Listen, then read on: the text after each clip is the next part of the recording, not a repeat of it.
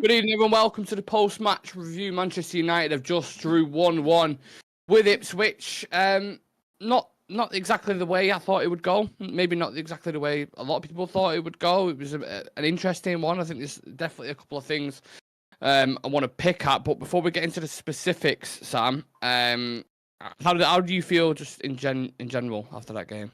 A lot of players who clearly don't fit that system. Severely lacking in technical ability to play what I think Amorims is trying to do. He's not afraid to be absolutely ruthless with his substitutions. Like within 52 minutes, he was like, right, you guys off, took Rashford off, took different people off to try and change things. We don't look fit either. I don't think we look fit either. Like it's weird. Like we seem really sort of like leggy in that sort of last 20 minutes. So yeah, there's a lot of things to sort of point at. I don't think you could put any of them on the manager at this stage, but yeah, I think a lot of it is on the players that game. If that's your sample size of Amorim ball, Civir, what did we learn today? That there's an identity. I see it in a completely different manner. Like I was happy. I'm very happy with what I saw. Like I was able to separate like the result and all that kind of stuff and just look a little bit deeper. And once the players get this style of football, I think we're going to be really, really dangerous because there were so many opportunities that we could have taken. But obviously, it's a new system, right? It's a new system for these players. I don't think he was going to walk into any team. Like, I don't care what team you walk into, any team, and then implement this style of football to them, and they'll just get it like that. Like, it's going to take time. Like, we're going to need some patience. And on the stream I was watching, it was like an American sports channel, but they kept talking about one of the commentators was focusing on Amorim and was talking about like the frustration that he was having. Like he could see him like throwing his arms up and all. And that's good. Like that's good. Like obviously, like this isn't exactly how he wants to play. I'm really, really itching to hear what he has to say after this. But I can see that. I can see what he's trying to do. I'm really, really happy with what I saw, even though yeah, the results didn't go the way we want. But I think once the players start getting it a little bit, yeah, I think we'll be on our way to something special. That's what I think.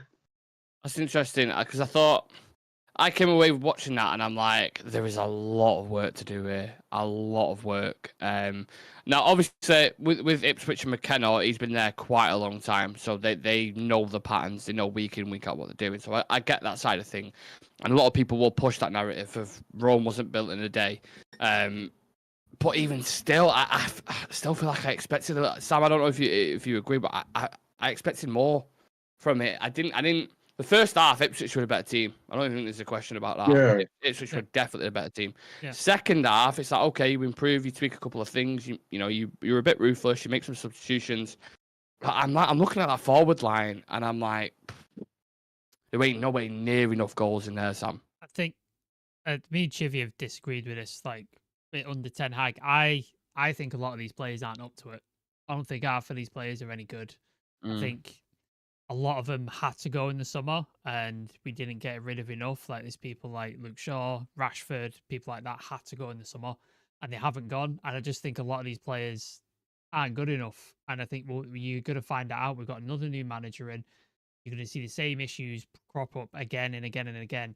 And while Ten Hag had his faults, and I think it's probably the right time to go because it was clearly not working, I don't think you're going to have a manager come in and get this particular group of players playing at a top level. I just think there's a bunch of them that are not going to work. And I think that's where we're at until he figures that out and figures out the system that works for the players he's got and gets rid of the ones that don't and then brings in the ones that he needs. It's going to be like this for a while. You might see flashes, like Chibi said, there's flashes of moments, the way that you can see what he's trying to do. But I don't think you're going to see anything consistent until he figures out who is going to work in this team. He's had a week, 2-3 training sessions. It's early days and we need to give him time. We need to give him patience. But yeah, I think a lot of these players aren't up to it, like at all. Can I come back from that? Absolutely. Yeah. So Sam, you mentioned Luke Shaw. Luke Shaw was actually one of the people that changed the game when he came on because Hutchinson had Evans on skates the whole game. Like he was afraid to go, to go close to him because you get beat. He was afraid to step up to him, step off Hutchinson. And when Luke Shaw came in, he kind of quieted him just a little bit more. So sometimes I get what you're saying about, he can't stay fit though. He can't stay fit. No, I know, but I'm just saying because you mentioned it in terms of like, getting to play this style of football, and Luke Shaw was but perfect. if he can't stay fit, he's not going to play, is he? Which is my point. That's why I know what you mean. No. Yeah. I get what you're saying. And but here's the thing, like Nick mentioned earlier on, like these guys, Ipswich has been playing with what's his name, the manager for 2 years now. Like they've had 2 years of, so obviously they know they're at home, they know their style of football, and this style of football that we're trying to play here, we're going to see a lot of this. We're going to see a lot of this where they press the wing backs far back, and it's going to be difficult for us to push forward. But I think we need to give these players just a little bit more time to see how they settle into this new system, because it's not an easy style of football to play. Like this is something they haven't played at all. And what Amorims said in his interview with Gary Neville was, it's not necessarily 4 at the back, 3 at the back, 5 at the back. It's the principle. You have to understand the principle that he's trying to implement. So the players need time to then understand this, because he mentioned something about one idea. This is what he was saying, that once one player gets the ball, everybody needs to understand what's going to happen at the same time. So it's not necessary. Technicality comes into it, like being technically gifted. And we've seen that with that front three. But at the same time, once they understand the style of football, because he's had 2 training sessions, right? Yeah. So I'm not like, just to push back on that a little bit. I'm not too worried just yet. I'm willing to allow time for this to happen. No, look, I think we need to balance it because it's literally his first game. He's had a week or 2 weeks straight, so I'm not going, over the edges and saying it's ridiculous, you need to do better. I get there's going to be cobwebs. I get the intensity. I get instructions maybe not becoming across clear to quite a lot of the players. I understand all of that, but regardless whichever you look at, whether it was under Ten Hag, whether it was under Ruud van Nistelrooy, whether it was under Amorims, we haven't got goal scorers, like top goal scorers. And you need one in there. Like Rasmus, when he came on, did he really do anything? Xerxes had an opportunity where it's like the edge of the box or a little bit into the 18-yard box. Absolutely spoofs it. You had the Garnacho one where he should have played it across to Rashford, and he waited, and then the tackle came and it was too late. That for me is one of the massive. The disconnect in that forward line is a huge problem. They don't look like they're intangible with each other. They don't look like they're working together at all. And ultimately, goals win your games. So if you can't score goals, no matter how good you are defensively or in the midfield, you're going to turn it into a team like we did today, where you just pick up draws consistently week in, week out, because you can't get the job done at the other end. We've got a couple of quotes coming in from Ruben Amorims. He's saying, I think my players were thinking too much during the game. You could feel it just 2 days with the full squad. You have to control the ball after scoring so early, control the tempo of the game. We cannot do it at the moment, but they really tried, and they want this. So he understands, look, he knows it's a massive job, and he knows there's a lot of things that need tweaking. And again, that's going to be a process that takes a couple of weeks. Just on the comments, Tim99 saying a lot of problems to fix won't happen overnight, need to be patient. Andy Williams saying I'm sick to death of these forwards. Brian Casey's been a member for 18 months saying up the real Reds. Thank you very much for that, Brian. James McGogan saw on a couple of occasions Dallo blowing, trying to cover that ground in the first half. Lewis saying, I'll say it in a polite way, Xerxes crap, he's my new Sancho. Disappointing result, but looking at the starting 11, that's not our best lineup. We'll see better over the next few weeks and months. Only been a few days. I'll park it on that comment. Who let you down today? Who individually? Because I know there was a couple for me. Ahmad and Onana, for example, who were standouts for me personally. Who let you down, lads? A little bit individually, do you think? Who was poor in the game? I think Casemiro was getting overwhelmed. He got really overwhelmed in that midfield, and you saw he got hooked at like 52 minutes. Johnny Evans looked out of his depth against Amari Hutchinson, who normally Johnny Evans is like a standout performer. The forward line, every single one of them just didn't deliver like at all. I just don't think any of them were up to it. And then, yeah, I want to give another shout out to Mazraoui as well. I thought he was excellent in that. Is it right centre back he played? Yeah, I thought he was really good in that position. I thought Dallo was poor as well. Dallo was really poor as well. So there was quite a few players who sort of let us down today. I was like, I was gonna mention Evans and Casemiro as well, because they were getting cooked by Hutchinson. Like he was having a field day with both of them. Like they were scared. Like he had them on skates. But Garnacho as well, Bruno. No, I don't want to like pile on both of them because I know they were playing in a new position this time. So I will go a little bit easy on them. But man, like it's gonna take some time for them to actually. I don't want to say it's gonna take some time, but yeah, you could tell that they were struggling to kind of fit into that system. And I'm really happy that Amorims said that, because I was thinking of saying the same thing as well. Like sometimes it was like they were overthinking. Like I saw it with Ericsson. There was a time when we win the ball. So what happens is whenever either Cass or Ericsson gets the ball, they get double teamed, and then they leave space behind. And what Amorim is trying to do is once they get the ball in, just feed it over the player. Just go, because the players get sucked into them. So there was space all the time behind. And this is why I was so happy, because I was like, once we get this going, yeah, we'll be able to counter teams like easily. So much space because we're dragging the players in, and it was becoming maybe a 3-on-2 or sometimes a 4-on-2, and it was leaving space behind Ipswich midfield for the players to just run onto the ball. And there were times when Ericsson would get in, and instead of playing it in, he'd go back to he played back to the defender. And it's things like that, like overthinking sometimes. Like it's the first game, it's away, that kind of stuff. So, yeah, there weren't too many people who stood up for me. Ahmad did really well. Like I was so impressed with the way he played. Like any position you put this guy in, and it's not just the touches and all that. It's just the decisions he makes. It's almost always the right decision every single time. You know what the funny thing is though about that, Civir? Yeah. He's our best attacker. And he's playing wing back. And he's playing wing back. And he's playing wing back like he's been playing his whole career. Honestly, like he was so comfortable in that position.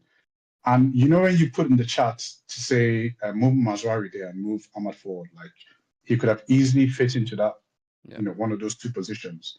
And I could see him easily just balling out. Like he's just a natural. Yeah, I think him and Onana, I mean, a couple of saves, Sam, that Onana made, just touch on them for a minute, because it was unbelievable, wasn't it? Yeah, there was like, 4, I think I counted. Point blank, there was one where he just stuck his paw out and he got a strong hand on it. There was another couple in the second half from Delap and Hutchinson, I think, where he made excellent saves. Delap could have had about 2 goals. Hutchinson could have had a hat-trick. Like, there was quite a few where you just like, Onana keeps you in that game, and he's done that all season. I believe he's got the most clean sheets in the league at the moment. Yeah.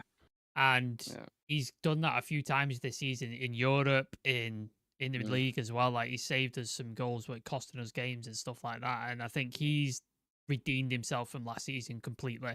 Like that nervous, twitchy guy that we saw like at the beginning of last season is gone now, I think. And I think he's definitely sort of stepped up to the plate, and he's putting in performances and making game-saving saves there. So, yeah, I'm really happy with Onana at the minute. How that back line formulates is what I'm interested in to see who's going to permanently start there, because Evans, I was worried about before the game. I said it with Dan and Treyas when we was talking about it. I was like, inside that left channel, on the ball, on the ball, it's okay, but off the ball, when you've got runners, what is he, 37 now, Johnny Evans? Like, it's a tough job for that. And I'm getting like, he can't start Shaw because he's just coming back from injury, so I understand probably why he's gone with him. But Shaw, if he can stay fit in that left centre back role, 1,000,000%, I'd start him there over Leacher, 100%. Yeah. But obviously, it's a case of trying to keep him fit there. But there's a lot of food for thought. Luckily for Amorim, you've got Bodo Glimt on Thursday and you've got Everton on the weekend. So it's not like you've got fucking Real Madrid or Manchester City or anything like that. You've got a bit of time to work, which is like the good thing, and you've had the international break on top of that as well. But do you think he's surprised by the way that performance has gone down, Civir? It's hard to tell. But I think he was definitely frustrated with some of the performances, and it clearly wasn't the way hoping for it to go. But it's one of those ones where it's his first game. There's a lot to take from it. There's a lot to take from it, and I like the fact that he wasn't sitting down the whole game. Like he was just pacing up and down. Hardly ever. The only time I saw him sitting down was when we scored. He went and sat down. Then when they scored, he was sat down as well. But then like most of the game, he was like pacing and screaming and shouting and all that. So that shows that he was very much in the game. I'm sure there's a lot of frustration. This league will surprise you. I don't want to say he was fully like surprised, because I would expect for him to understand the intensity of the league before he came in, and I hope that it wasn't something that really kind of like shocked him too much. But yeah, to be honest, like when it comes to the league, like I really don't care about. It's the Europa League that I'm most concerned with, because that's the most winnable competition that we're in, and I really want us to do well now. Like with the league, he can take his time, but I really want to win that league, because I think if you look at all the teams there, yeah, on paper we should be putting all of them away. Yeah, we'll see what happens on Thursday night. I mean, I think a lot of people will be expecting to get the win in that game, but again, nothing's kind of guaranteed, is it? Especially with Manchester United. A couple more quotes filtering through, Sam. Ruben Amorims saying this week I spoke more than 4 years in sporting, so he's obviously trying to communicate as much as he possibly can. It says we have to be so much better physically. We need time to work these things. The profiling is an issue in it. I was quite surprised when I saw Casemiro and Eriksen starting in the middle, because as talented as Eriksen's been this season, and as Casemiro's had a bit of a redemption kind of arc, there's no kind of future in that either, is there? No, I think it's probably because Ugarte came back from Uruguay on Thursday or something. Yeah. So he was probably looking at him and going, is he fit enough to start and stuff like that. Obviously, you saw 52 minutes, he brought him on because clearly that midfield wasn't working. So he changed it up quite quickly. But yeah, Eriksen's obviously leaving at the end of the season, so this will be the last sort of season with United. So I think that's a moot point. So if maybe he can be used in the sort of 2-10 positions behind the striker, if you want to utilize him, I don't think he could play that role in the 8 next to the 6. I don't think that works for him. Like you said, he hasn't got the physicality. So yeah, what happens with Casemiro, I don't know. It depends. Does he fit into this system? Can he work within the system? We'll have to see. But yeah, I think Eriksen's obviously on his way out anyway, isn't he? So Simon in the comments saying patience is a virtue. You must have the best patience ever at the minute, Simon, losing 5 in a row with Man City. It's craziness what's going on there at the moment. Mad saying, I said it weeks ago, Zirks is a bad signing. Andy saying, get me a proven goal scorer, not this development plan we are doing. First 2 touches, give it away, blasted it over the bar next hook. Shocking. Shaw needs to be sold. In my opinion, a massive gradual clear out is required. That's why it's going to take time. UTFR saying Ruben will take a lot away from that game and see that half of his mob are garbage. 0 footballing IQ. A lot of people going in. Amorim obviously hasn't seen Eriksen and Cass play together, because we all know they can't play together. I don't think it was that. I think it was just what Sam was touching on. Ugarte was very late back from internationals. A lot of the players, when you actually look at our bench, a lot of them come back from I think Malacio, Shaw have come back from injury. Mount as well just come back from injury. Kobe just come back from injury. Obviously didn't get on the pitch, and then loads of others back from international duty. So I think we're all in kind of agreement, right? That it's a case of it's a game just straight back from international duty. You've got a brand new manager. You've got players who are back from injury. You've got all these things ongoing, and there's a lot of kind of confusion and people overdoing it at times slightly. I think that's what I took away from it, at least. I don't know if you used to recap on that and put it in 2 sentences. Would you agree with that? He's just said in the comments, he just put in his post-match review. I'm just trying to find the comment now. He says, I think my players were thinking too much during the game. You can feel it. They were not thinking not just about the ball, but what they were supposed to be, and that is hard. So yeah, I think they've taken on a lot of instruction during these 2 training sessions, and then it's come to the game and they're sort of in their heads a little bit. Overload. Yeah, and I think it's going to take time for that to sort of become part of their pattern. The best way to sort of drill something is to do it 1,000 times, and obviously he's not going to have 1,000 times to do it, but with repetition, hopefully it becomes more fluidity and the system gets easier for them. Otherwise, some of these players are going to find themselves on the way out if they don't fit the system.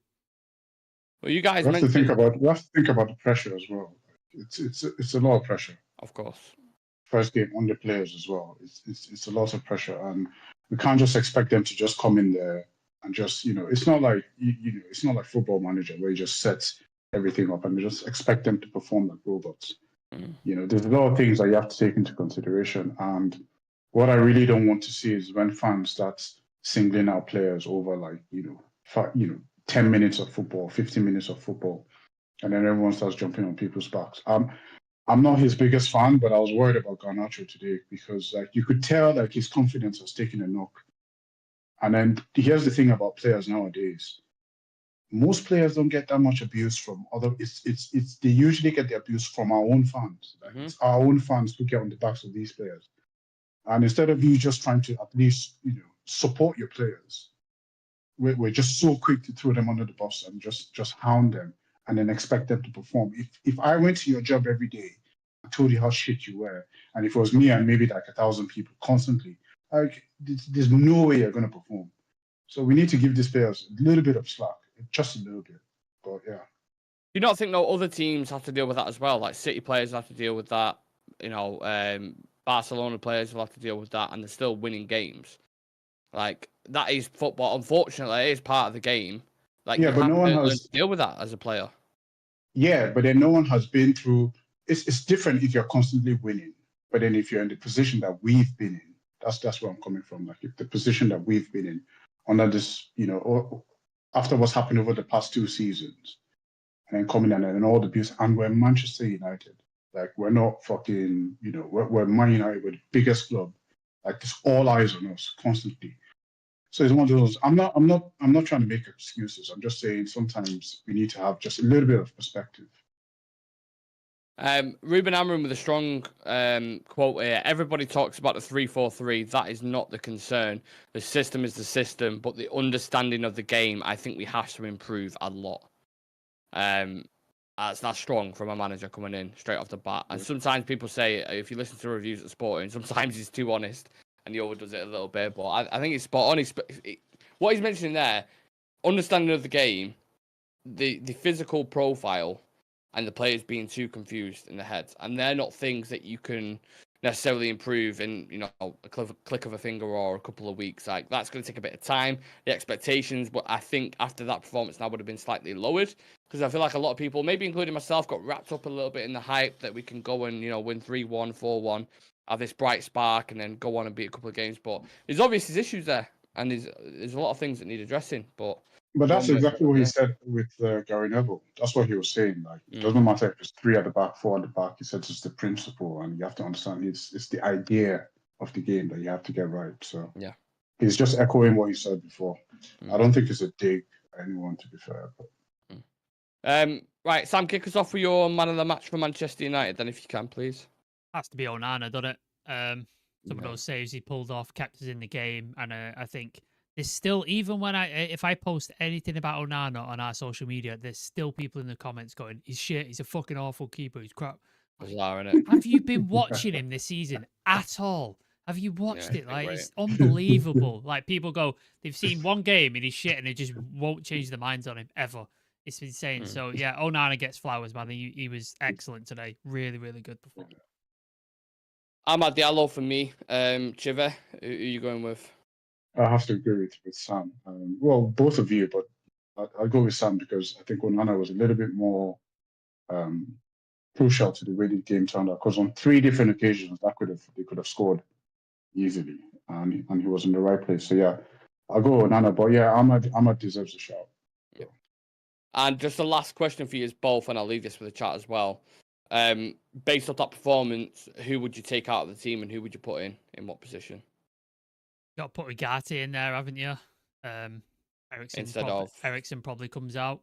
I don't know how fit Mainu is at this point, so does he come in for Casemiro or not? How fit is Luke Shaw? Can he come in for Johnny Evans on that left centre-back position? And then the forward, I don't know what you do with the forward line, honestly. Ahmad in the 10, like, would you put Ahmad in the 10? Like, with Do you think Bruno. Mazraoui's, sorry to think it, do you think Mazraoui's slightly wasted in that right centre-back role? I think he could play the wing-back role. I definitely think he's capable of it. So why not put him out there? Like, why not try it and then move Ahmad into the 10 position with Bruno behind the striker? But That's what I'd do. I don't know what striker you play though, because I don't think any of them are good enough. You know what I mean? Like, who's going to score? So that's the problem area right there. Do you have any replacements? Anyone you would like to see a bit more of, maybe? Yeah, just based on today's performances, I'll probably have to say someone like Evans because he struggled a lot. So maybe Evans for, I don't know if and I think the reason why he played was because obviously Martinez wasn't available. Yeah. Yoro not available either. Yeah, Yoro not available. So yeah, based on that, and then I don't know what to do with either Bruno or Rashford or like Garnacho as well. Like Garnacho. Are we agreed that the forward line is the biggest problem at the minute? Yeah, I think so. Yeah, I think so. At the moment, I think that might be it because there were so many occasions when things could have happened up front, and then the players just kind of. There was one towards the end when Rasmus Højlund gets the ball, and all he needs to do is just turn. But obviously, he's not good on his right foot. Or you just lift your head up for a second. Yeah. And then just turn and then feed it into someone who's out there, and he's very rash, on it. When the ball gets played into, very rash and snatching at things. Yeah, calm down. Just lift it for a second, and then just go for the pass. But yeah, it's one of those. It was the Garnacho thing as well, and Ronaldo from Paddock tweeted it, and he summed up my feelings for it. When Garnacho gets on that ball and starts running towards that thing, and I see Rashford coming in my head, I was like, and he said the same thing. There's no way he's making this pass to Rashford. And he didn't do it because I just knew it. I just knew he wasn't going to be able to do it. And that just sums up the forward line. They're just not capable of doing those clinical passes. Bruno or Ahmad would have let the ball go. Yeah. Fraction of a second earlier. Yeah. And they would have curved it in. Or caught inside. Because he waited. He waited for the end, till the end, and then tried to pass it, and the defender got it. But Bruno Ahmad would have, or just stopped and turned. Yeah, but I think that's what Amorims almost alluding to, the understanding of the game. Yeah. Knowing when to play that pass, knowing when to keep hold of it, knowing when to go, when to drop. I think the football intelligence is severely lacking. And not only that, intelligence blended with the physical profile is lacking as well. So, I mean, he's got a lot of work to do. But I suppose we knew that we've been watching United since the start of the season. We've seen this. Like, he's not coming to a bed of roses. He probably knew it himself. So, yeah.